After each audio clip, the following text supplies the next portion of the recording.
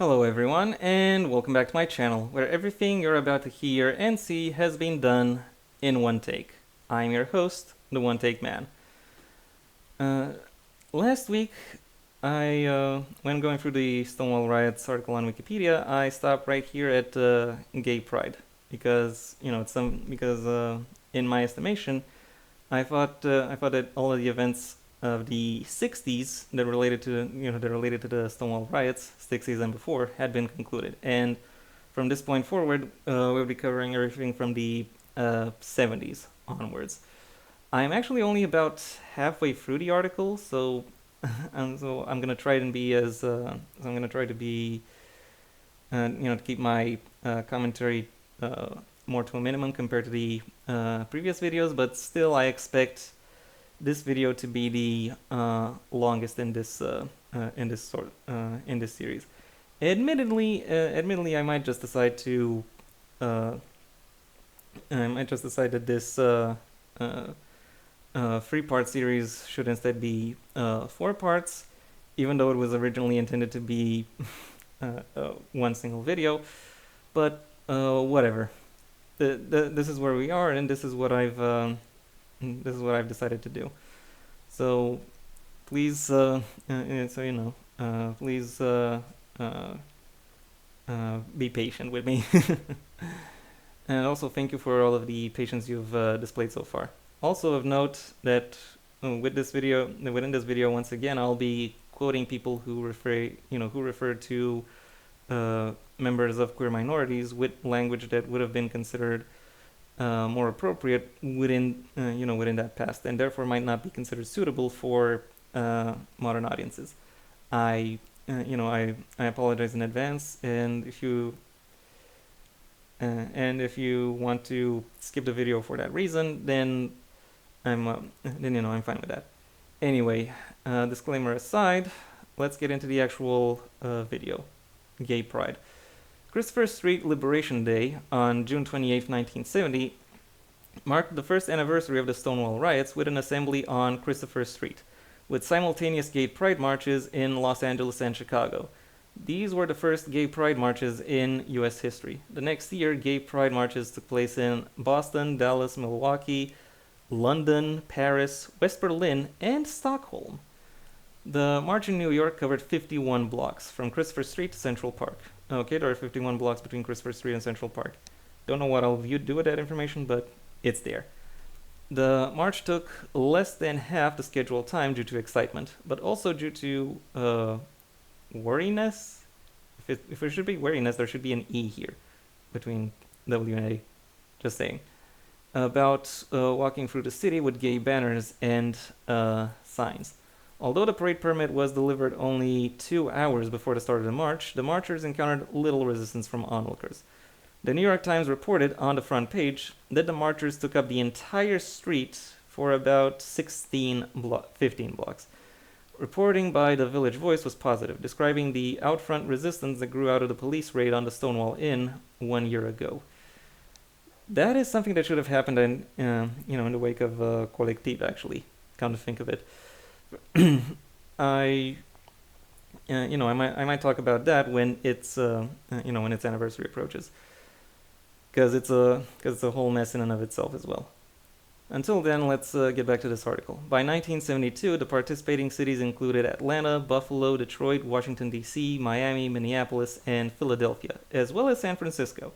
San Francisco should have been within that first wave. Just saying. Frank Kameny soon realized the pivotal change brought by the Stonewall riots. An organizer of gay activism in the 1950s, he was used to persuasion, trying to convince heterosexuals that gay people were no different from them. While he and other people marched in front of the White House, the State Department, and Independence Hall only 5 years earlier, their objective was to look as if they could work for the US government. 10 people marched with Kameny, and they alerted no press to their intentions. Although he was stunned by the upheaval by participants in the annual reminder in 1969, he later observed, by the time of Stonewall we had 50 to 60 gay groups in the country. A year later, there were at least 1,500. By 2 years later, to the extent that a count could be made, it was 2,500. Well, that's good. And what do we have here? The New York Times coverage of Gay Liberation Day. there was little open animosity, and some bystanders applauded when a tall, pretty girl carrying a sign, "I am a lesbian," walked by. Okay, that is definitely a different coverage to the New York Daily that I, New York Daily quote that I read last video. So that explains why the New York Times survived. The fact that it's still somewhat of a neoliberal rag these days is, however, not forgivable. Similar to Kameny's regret at his own reaction to the shift in attitudes after the riots, Randy Wicker came to describe his embarrassment as one of the greatest mistakes of his life. Good. The image of gay people retaliating against police after so many years of allowing such treatment to go unchallenged stirred an unexpected spirit among many homosexuals. Kay Lahuzen, who photographed the marches in 1965, stated, "Up to 1969, this movement was generally called the homosexual or homophile movement. Many new activists consider the Stonewall Uprising the birth of the gay liberation movement. Clearly, it was the birth of gay pride on a massive scale." David Carter explained that even though there were several uprisings before Stonewall, the reason Stonewall was so significant was that thousands of people were involved. The riot lasted a long time, 6 days. It was the first to get major media coverage, and it sparked the formation of many gay rights groups. Yeah, a lot of these things go hand in hand. Remember how people often talk about Rosa Parks, but they forget that the same group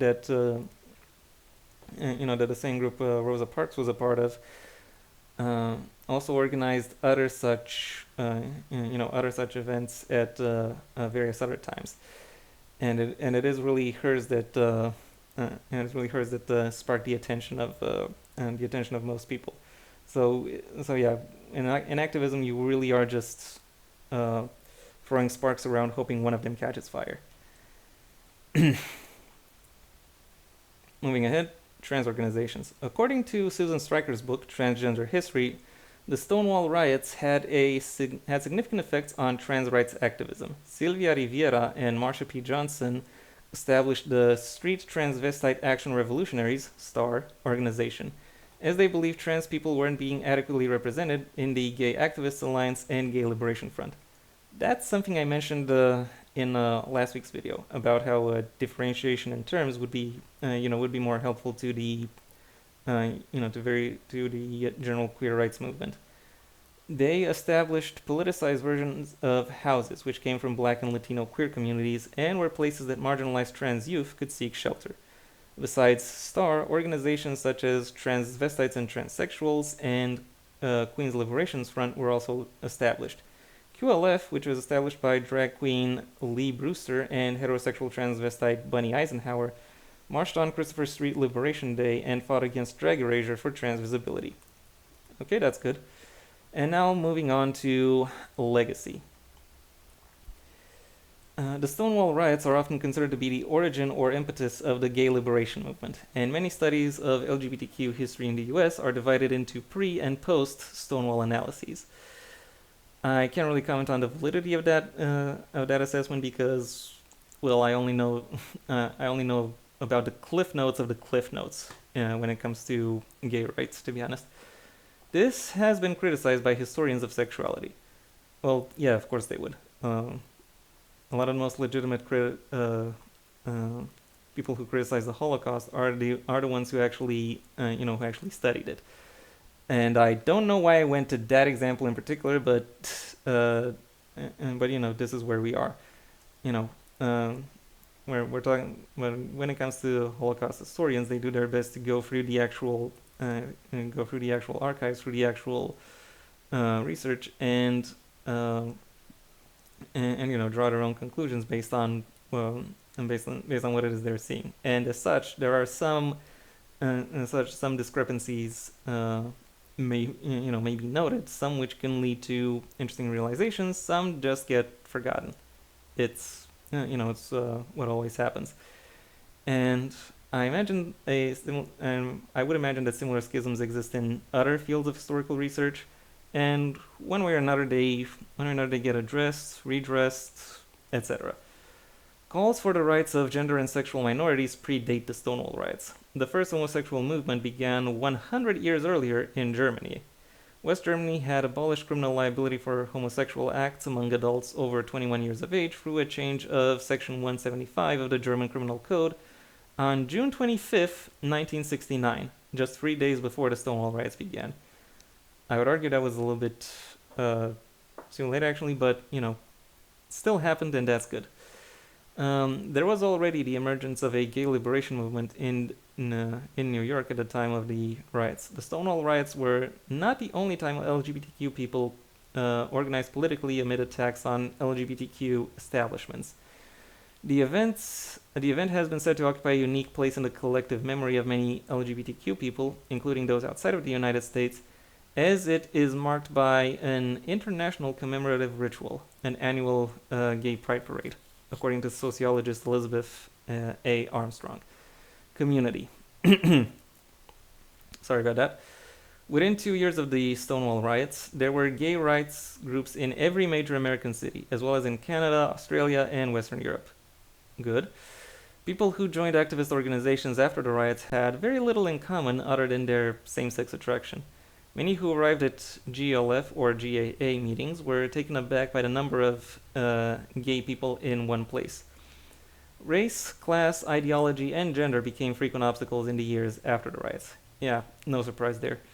This was illustrated during the 1973 Stonewall rally when, moments after Barbara Giddings exuberantly praised the diversity of the crowd, feminist activist Jean O'Leary protested what she perceived as the mocking of women by cross-dressers and drag queens in attendance. You turfy bitch. Okay, moving ahead. No, we can't move ahead because there's a speech by O'Leary that I have to comment upon. And during that speech, in which she claimed that drag queens made fun of women for entertainment value and profit, Sylvia Rivera and Lee Brewster, thank you, jumped on the stage and shouted, "You go to bars because of what drag queens did for you, and these bitches tell us to quit being ourselves." I fucking agree. Both the drag queens and lesbian feminists in attendance left in disgust. Okay, good. O'Leary also worked in the early 1970s to exclude transgender people from gay rights issues because she felt that rights for transgender people would be too difficult to attain. Wait, what? Fuck you, you turfy bitch. Sylvia Rivera left New York City in the mid-1970s, relocating to upstate New York. She later returned to the city in the mid-90s, after the 1992 death of friend Marsha P. Johnson. Oh. Damn. No, okay, moving on. Rivera lived on the gay pier at the end of Christopher Street and advocated for homeless members of the gay community. The initial disagreements among participants in the movements often evolved after further reflection. O'Leary later regretted her stance against the drag queens attending in 1973. Looking back, I find this so embarrassing because my views have changed so much since then. Good. I would never pick on a transvestite now. It was horrible. How could I work to exclude transvestites and at the same time criticize the feminists who were doing their best back in those days to exclude lesbians? Okay, yeah. There was lesbian exclusive radical feminism now at the time. Hope it doesn't make a reemergence. But to prevent LERFs, bash TERFs. Okay, if you learn nothing else from this video, learn this. To prevent LERFs, bash TERFs. Okay. O'Leary was referring to the Lavender Menace, an appellation by second-wave feminist Betty Friedan based on attempts by members of the National Organization for Women, NOW, to distance themselves from the perception of NOW as a haven for lesbians. Well, fuck you, LERF. As part of this process, Rita Mae Brown, I recognize that name, and other lesbians who had been active in NOW were forced out. They staged a protest in 1970 at the Second Congress to Unite Women and earned the support of many NOW members, finally gaining full acceptance in 1971. The growth of lesbian feminism in the 1970s at a time so conflicted with the gay liberation movement that some lesbians refused to work with gay men. Yeah. Sad but true. Many lesbians found men's attitudes patriarchal and chauvinistic and saw in gay men the same disgusting notions about women that they saw in heterosexual men. Yeah, see ancient Greece. The issues most important to gay men, entrapment and public solicitations, were not shared by lesbians. In 1977, a lesbian pride rally was organized as an alternative to sharing gay men's issues, especially what Adrian Rich termed the violent, self-destructive world of the gay bars.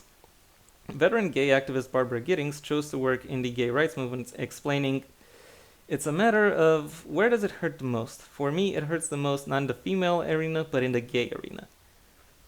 That's a choice.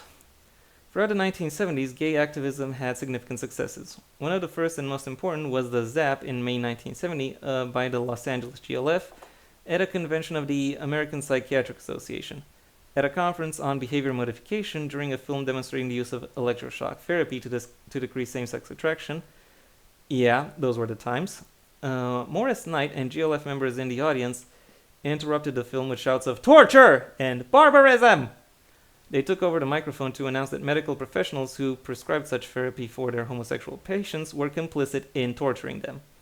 You won't find me disagreeing with that. Although 20 psychiatrists in the audience left, the GLF spent the hour following the ZAP with those remaining, trying to convince them that homosexual people were not mentally ill.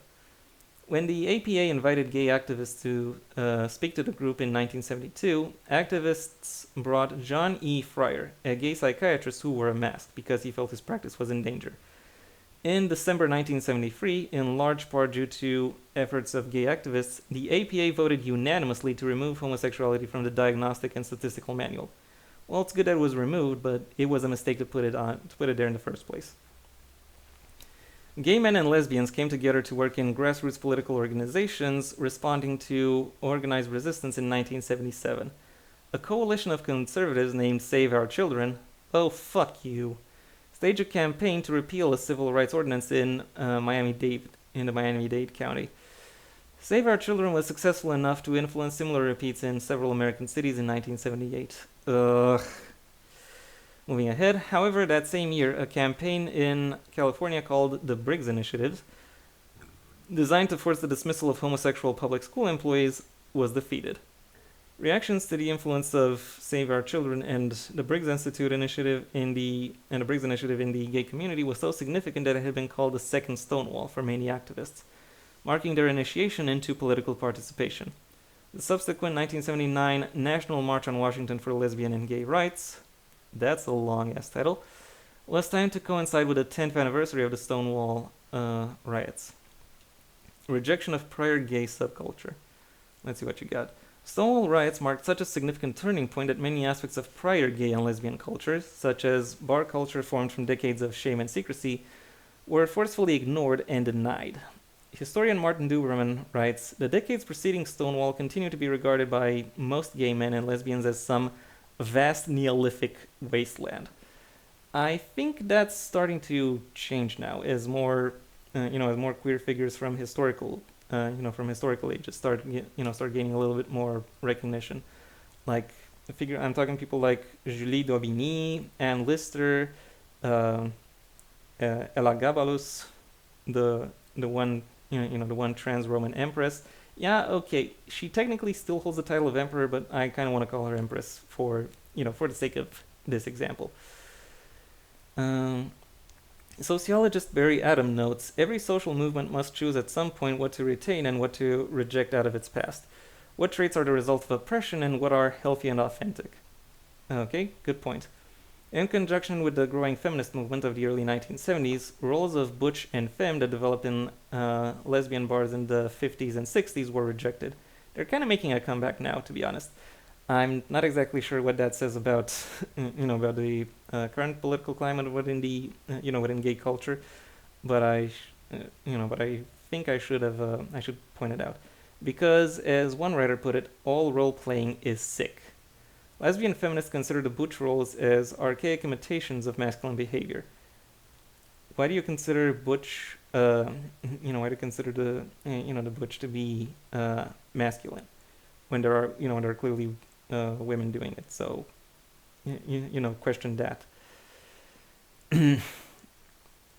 Moving ahead, some women, according to Lillian Federman, were eager to shed the roles that they felt forced into playing. Well, okay, if you feel forced into playing a role, don't play it, but don't dismiss the role. Like, some people actually like it, just saying. Mhm. The roles returned for some women in the 1980s, although they allowed for more flexibility than before Stonewall. 1980s, uh, when we had stuff like grid in the US and Section 28 in the UK.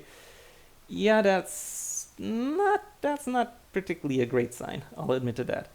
Author Michael Bronsky highlights the attack on pre-Stonewall culture, particularly the gay pulp fiction for men, where the themes often reflected self-hatred or ambivalence about being gay.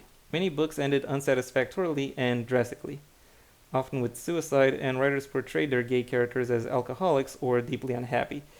Yeah, standards and practices of the day.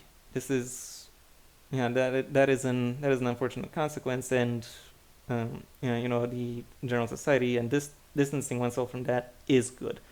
These books, which he described as an enormous and cohesive literature by and for gay men, have not been reissued and are lost to later generations. As I said, it's not too big of a loss, though some could be rewritten now to include more positive endings. Uh, Dismissing the notion that the rejection was motivated by political correctness, Bronsky writes, gay liberation was a youth movement whose sense of history was defined to a large degree by rejection of the past. Okay, moving ahead. Impact and recognition. And this is what Stonewall looks like today. It's only in one of the original two buildings.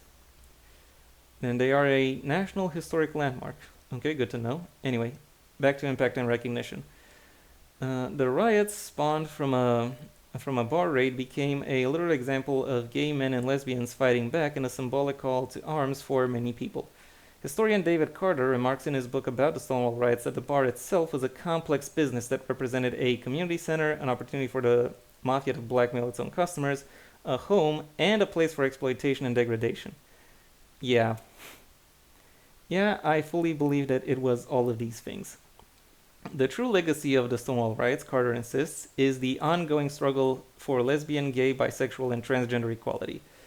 Historian Nicholas Edsel writes, Stonewall has been compared to any number of acts of radical protest and defiance in American history from the Boston Tea Party on. But the best and certainly a more nearly contemporary analogy is Rosa Parks' refusal. Oh, I actually mentioned Rosa Parks in reading these articles. Refusal to move to the back of the bus in Montgomery, Alabama, in December 1955, which sparked the modern civil rights movement. Within months after Stonewall, radical gay liberation groups and newsletters sprang up in cities and on college campuses across America and then across all of Northern Europe as well. Before the rebellion at the Stonewall Inn, homosexuals were, as historians Dudley Clendenin and Adam Nagurney write, a secret legion of people, known of but discounted, ignored, laughed at, or despised. And like the holders of a secret, they had an advantage which was a disadvantage too, and which was true of no other minority group in the United States. They were invisible. Unlike African Americans, women, Native Americans, Jews, the Irish, Italians, Asians, Hispanics, or any other cultural group which struggled for respect and equal rights, homosexuals had no physical or cultural markings, no language or dialect which could identify them to each other or to anyone else. That being said, there have been some attempts to establish at least a queer language. Rowan Ellis has a video on that. Maybe check that out. It's one of her earlier videos, so it's shorter. It's not the the hour-long documentaries that she's perhaps more well known for now. But still, I found it to be. I think it's worth your attention. But that night, for the first time, the usual acquiescence turned into violent resistance. From that night, the lives of millions of gay men and lesbians and the attitude towards them of the larger culture in which they lived began to change rapidly. People began to appear in public as homosexuals, demanding respect. Historian Lillian Faderman calls the riots the shot heard around the world, explaining, the Stonewall Rebellion was crucial because it sounded the rally for that movement. It became an emblem of gay and lesbian power. By calling on the dramatic tactic of violent protest that was being used by other oppressed groups, the events at the Stonewall implied that homosexuals had as much reason to be disaffected as they. Joan Nessel, hope it's not Nestle, let's go Nessel, co-founded the Lesbian Her Story archives in 1974. So yeah, these kinds of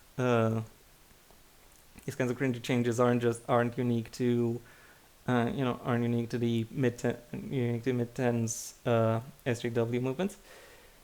And credits its creation to that night and the courage that found its voice in the streets. Cautious, however, not to attribute the start of gay activism to the Stonewall riots, Nessel writes, I certainly don't see gay and lesbian history starting with Stonewall, and I don't see resistance starting with Stonewall. What I do see is a historical coming together of forces, and the 60s changed how human beings endured things in this society and what they refused to endure.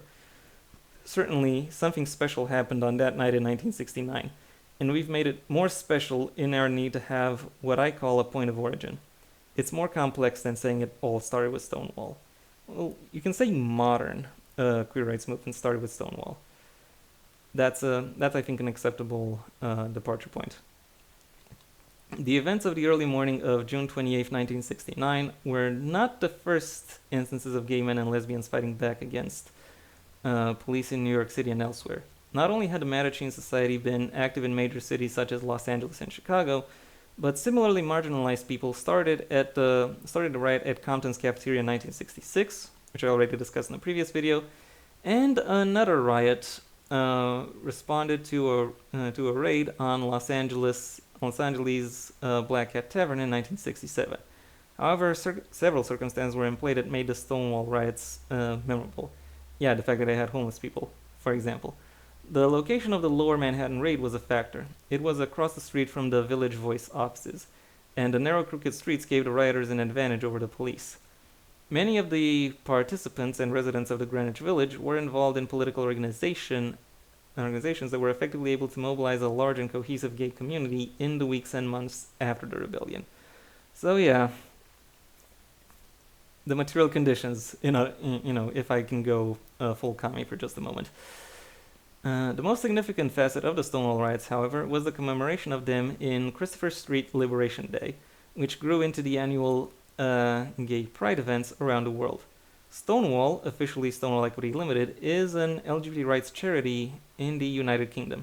Founded in 1989, while Thatcher was still in office. Okay, moving ahead. And named after the Stonewall Inn because of the Stonewall riots. The Stonewall Awards is an annual event the charity has held since 2006 to recognize people who have affected the lives of British lesbian, gay, and bisexual people. But not trans people, because Turf Island. The middle of the 1990s was marked by the inclusion of bisexuals as a represented group within the gay community, when they successfully sought to be included on the platform of the 1993 March on Washington for Lesbian, Gay, and Bi Equal Rights and Liberation. Transgender people also asked to be included but were not, though trans-inclusive language was added to the march's list of demands. Well, there's at least one silver lining in that. The transgender community continued to find itself simultaneously welcome and at odds with the gay community as attitudes about non-binary gender discrimination and pansexual orientation developed and came increasingly into conflict.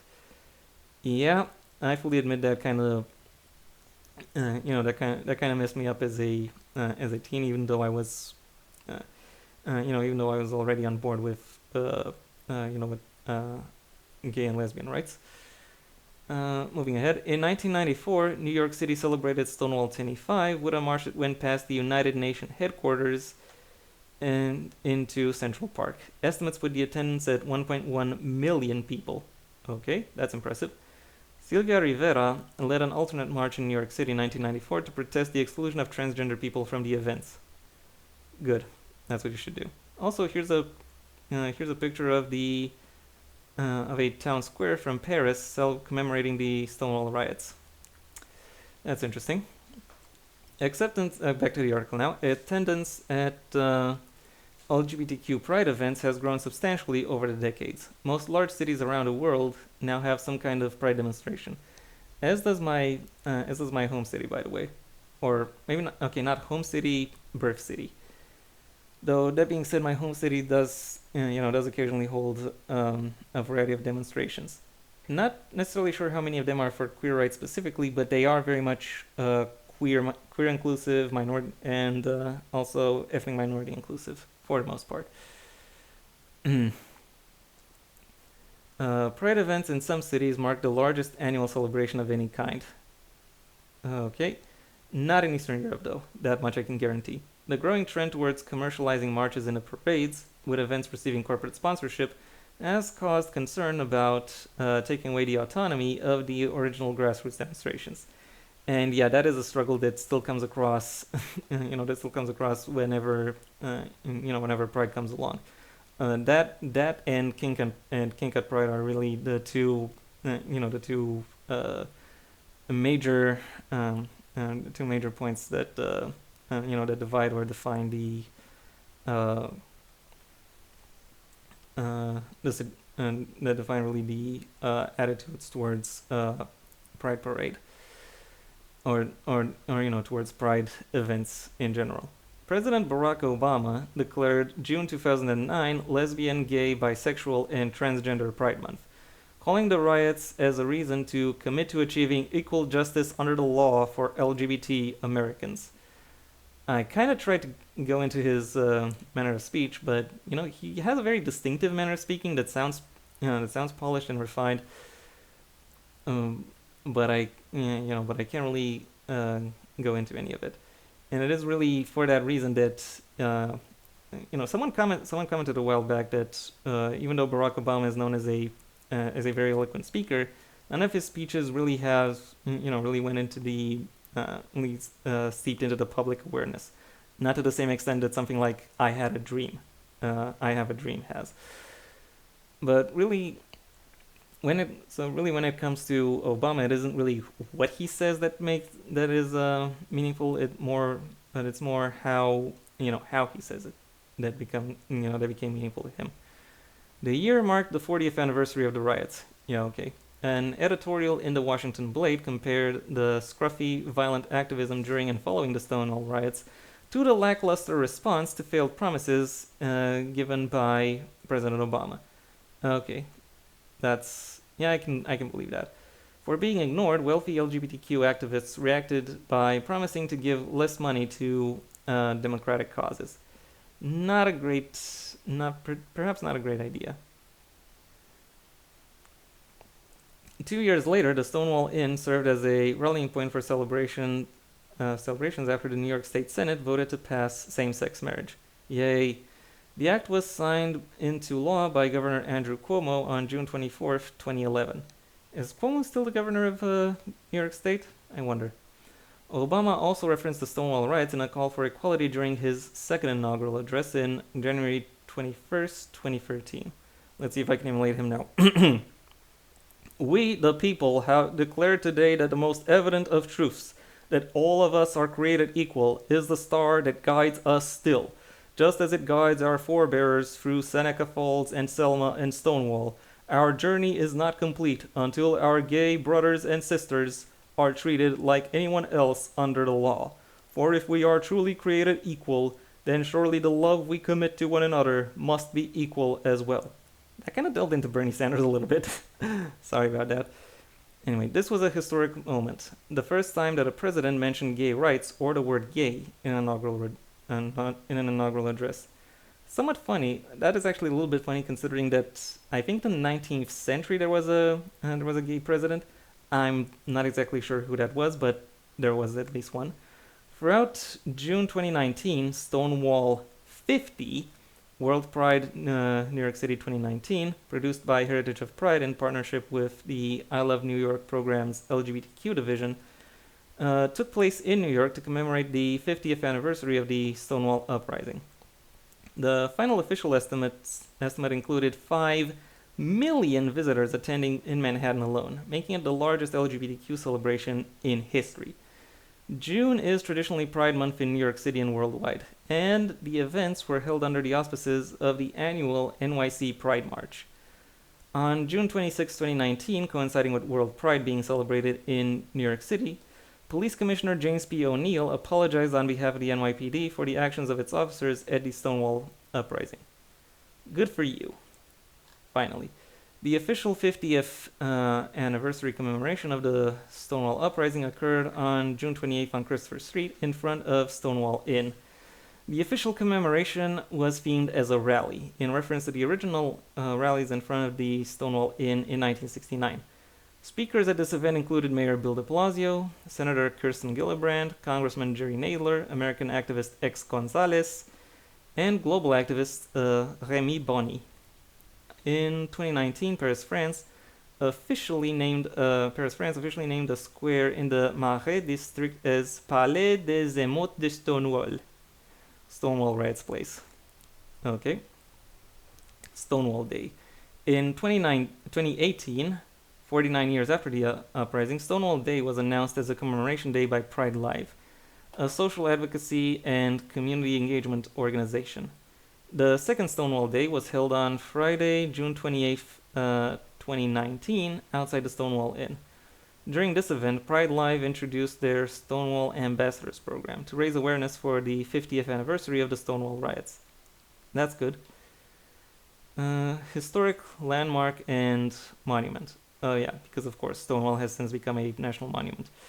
In June 1999, the U.S. Department of Interior included 51 and 53rd Christopher Street and the surrounding area in Greenwich Village into the National Register of Historic Places, the first of significance to the LGBTQ community.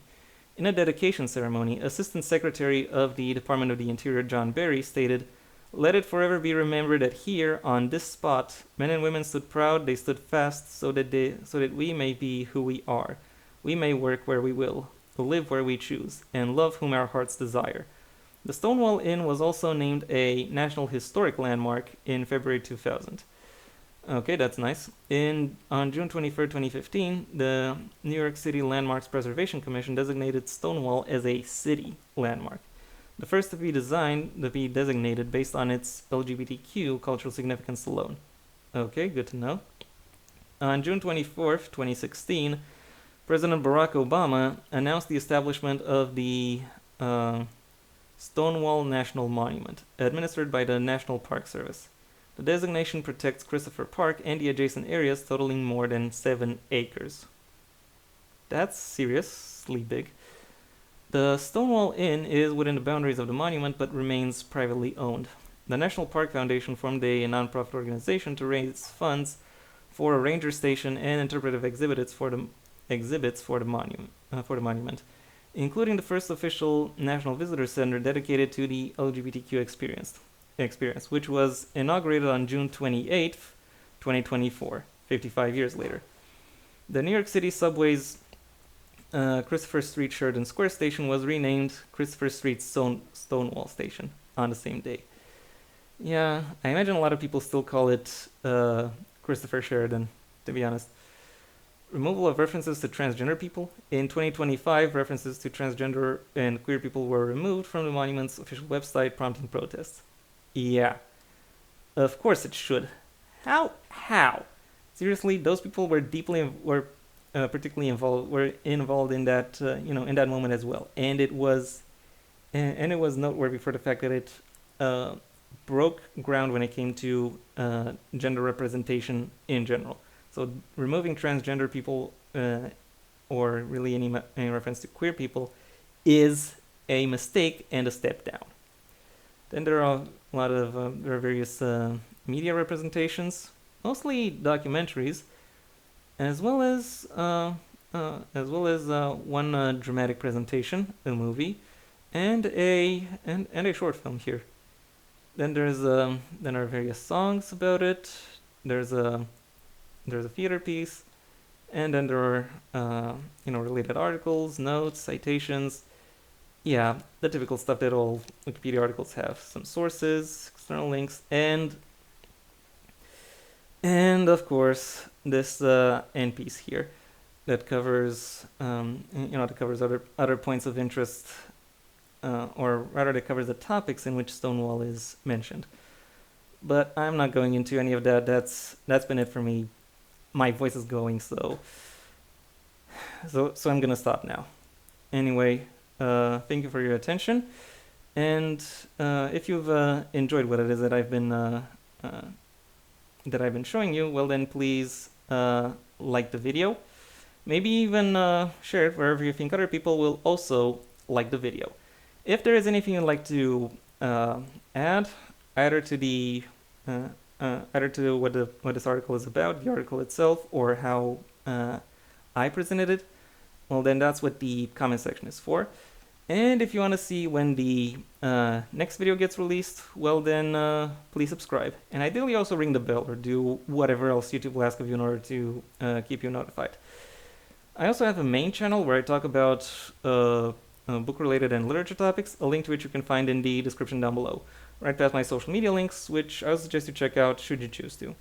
If you are not particularly interested in my thoughts on books or the print medium in general, then I suggest you stay on this channel and go through my extensive backlog, where I occasionally look through various look through and comment on various such stuff, various articles I find online. But I also have gameplay videos or speculations about various forms of about various visual media like TV shows, movies, etc. So if that sounds interesting to you, go ahead and check out my channel. If none of what I've suggested sounds like it would be up your alley, then I suggest you go ahead and do whatever you want with the rest of your day, because it is your day after all. And yeah, that was it for me. So until next time, I have been the One Take Man.